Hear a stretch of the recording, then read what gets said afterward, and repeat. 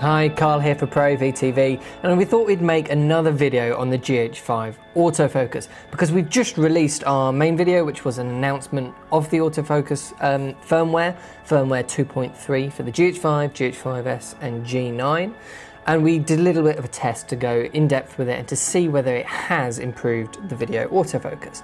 And it's gone down really well. Lots of you have watched it and have left some fantastic comments of things that you'd like us to test and point out in a little bit more detail. So we thought we'd do exactly that for you.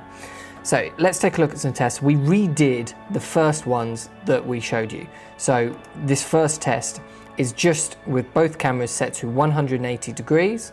The older firmware 2.2 is on the left and the newer firmware is on the right. And just like in my last video with the last test, the older firmware just seems to refuse to focus on anything when it's set to a 180 degree shutter. This is using Face Detect AF. The new firmware does trip up occasionally, but for the most part, it tracks really well. And the older firmware is just not doing anything. You can see it moving with the background in and out of focus occasionally. It is trying to do something, but it's certainly not keeping me in focus.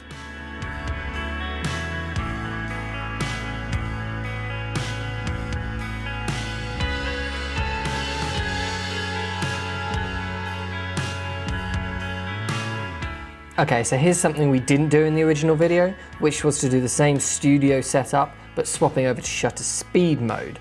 Now in this, the older firmware did seem to do really well.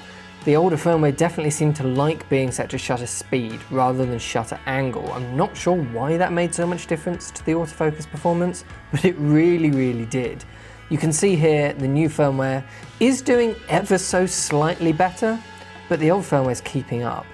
You notice as it transitions to the background, the newer firmware is quicker, and then as I step back in here, it's much faster to get me back in focus. The old firmware barely got me in focus before I started walking off again.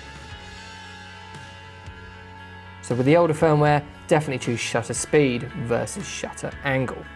Now, there was a bit of a hack, if you like, with the older firmware, that if you set the shutter angle to 179 degrees rather than 180 degrees, the firmware actually did pretty well with the autofocus. So what we've got here is we've got the new firmware on the right set to 180 and the older one on the left set to 179, and they seem pretty similar. I mean, it's quite hard to tell a difference here. The one on the newer firmware does seem slightly quicker to react, particularly again here coming back to me from the background, but they're both doing very well. It's almost like with this new firmware, they've taken the autofocus performance from the off-speed shutter angles from the older firmware and copied that across to 180 degrees. So now this is set to 24 frames a second rather than the usual 25 frames a second we shoot at.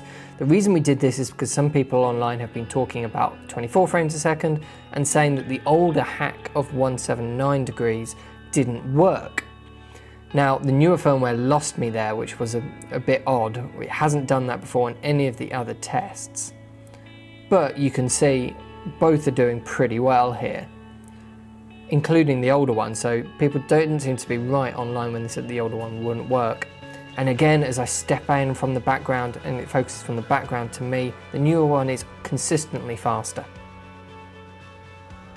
So we looked online to see what the recommended settings for custom AF were, because in all those previous tests we've left custom AF off and just gone with the default autofocus settings for speed and sensitivity.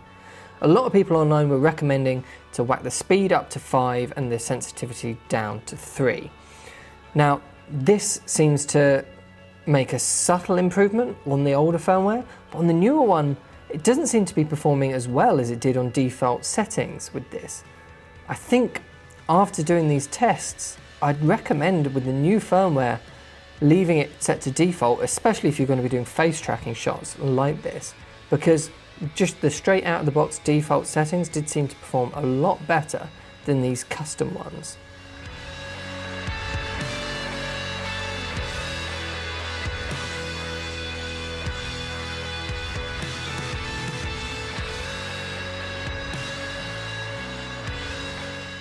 This is that same test again, but with both set to 180 degrees, just to see with the older firmware whether or not this improved things for the older firmware, and sure enough it has. It's focused on me here, whereas without this custom AF but with a shutter angle of 180, the older firmware just didn't focus on me at all, whereas here now it is tracking me.